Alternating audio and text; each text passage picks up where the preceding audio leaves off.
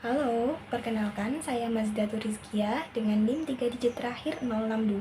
Di video kali ini saya akan membahas definisi 5.1 tentang garis sumbu dan membuktikan teorema 5.3 tentang garis sumbu.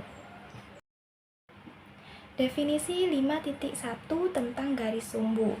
Dalam suatu bidang, garis sumbu suatu garis adalah garis yang tegak lurus, ruas garis itu di titik tengahnya. Jadi, tegak lurusnya itu di titik tengah ruas garis. Di sini digambar sebuah bidang, misalnya bidang itu dikasih nama bidang E. Selanjutnya, kita gambar ruas garis AB. Ingat, ruas garis itu tidak ada arahnya, jadi bisa disebut segmen garis AB. Lalu, kita harus menentukan terlebih dahulu titik tengah dari segmen garis AB ini. Misalnya, titik tengahnya adalah A titik C. Kalau titik tengah, berarti panjang AC dan panjang CB itu sama atau disebut kongruen. Nah, garis sumbunya adalah garis L yang tegak lurus dengan segmen garis AB dan memotong tepat di titik tengahnya segmen garis AB. Karena namanya garis, pasti punya anak panah di dua sisinya. Dan karena namanya tegak lurus, itu pasti sudutnya adalah siku-siku. Teorema 5.2 masih tentang garis sumbu. Garis sumbu suatu garis pada bidang adalah himpunan semua titik dalam bidang yang berjarak sama dari ujung-ujung ruas garis itu. Selanjutnya kita analisis terlebih dahulu apa maksud dari teorema ini. Garis sumbu suatu garis pada bidang. Misal, kita punya bidang E. Maksud dari himpunan semua titik dalam bidang yang berjarak sama dari ujung ruas garis itu. Ujung ruas garis itu pastinya adalah A dan B. Maksudnya, himpunan semua titik yang berjarak sama adalah kalau L merupakan garis sumbu dan pada garis ini terdapat titik C, maka titik C membagi segmen garis AB menjadi sama panjang. Jaraknya itu sama antara AC dan CB.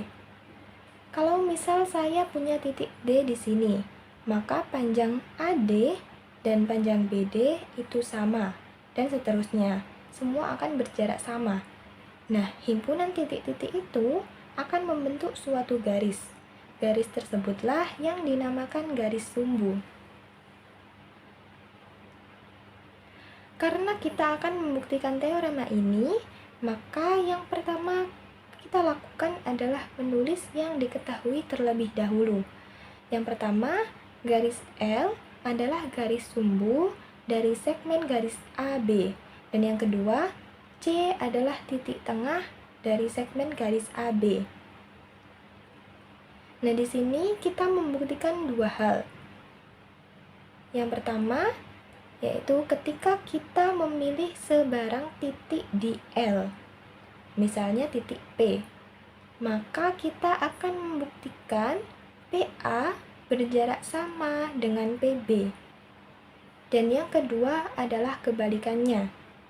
Ketika ada titik lain yang berjarak sama terhadap titik A dan B, maka titik itu pasti ada di L. Misalnya, di sini ada titik lain, yaitu Q. Nah, diketahui bahwa AK berjarak sama dengan QB. Maka dibuktikan bahwa titik Q itu terdapat pada L.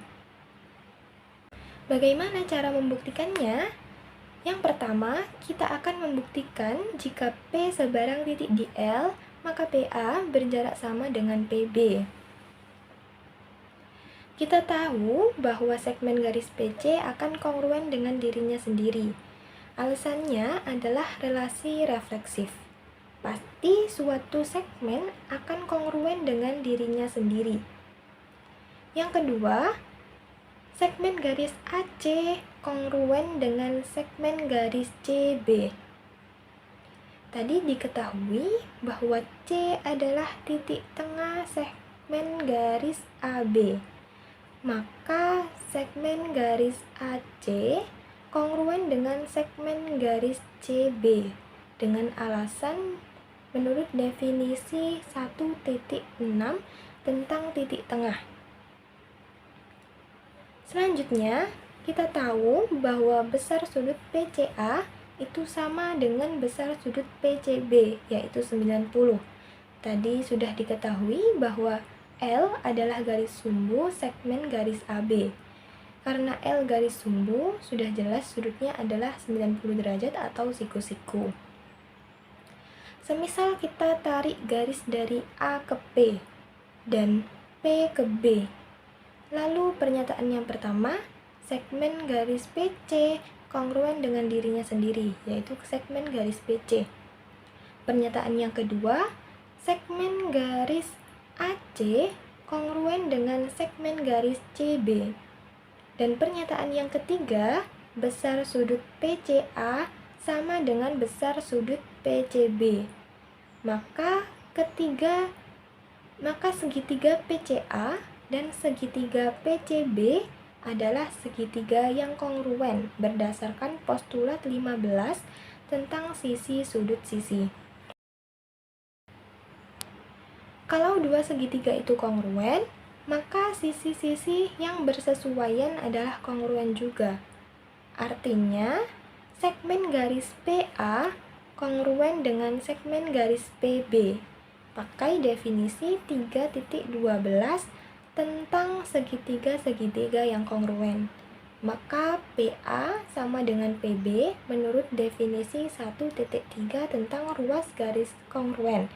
Maka pembuktian yang pertama sudah terbukti PA sama dengan PB. Di pembuktian yang kedua diketahui QA sama dengan QB.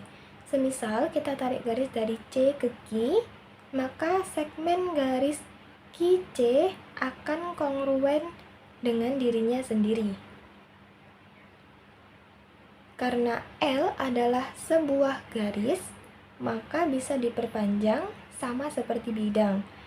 Jadi segmen garis QC kongruen dengan segmen garis QC. Jelas alasannya adalah relasi refleksif. Setelah itu, segmen garis CA kongruen dengan segmen garis CB dari definisi 1.6 tentang titik tengah.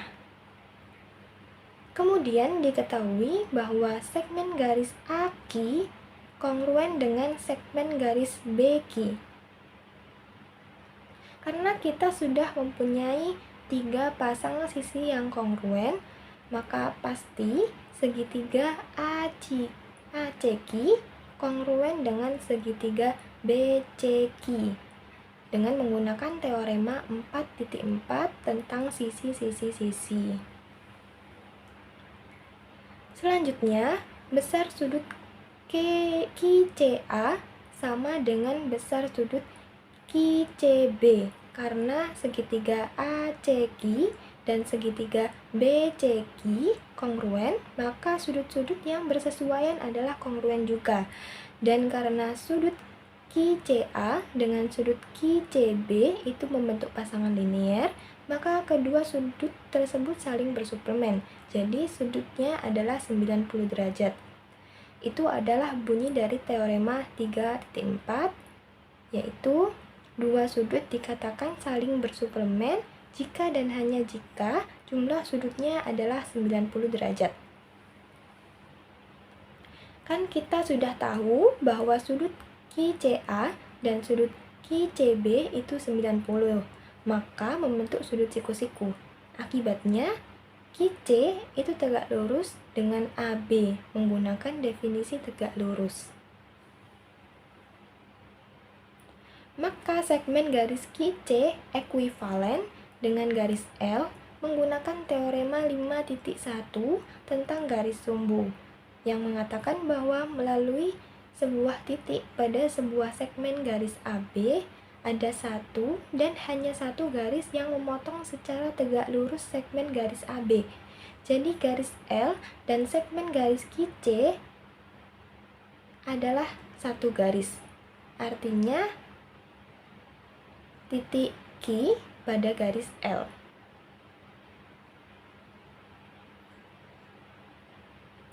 Maka pembuktian yang kedua sudah terbukti.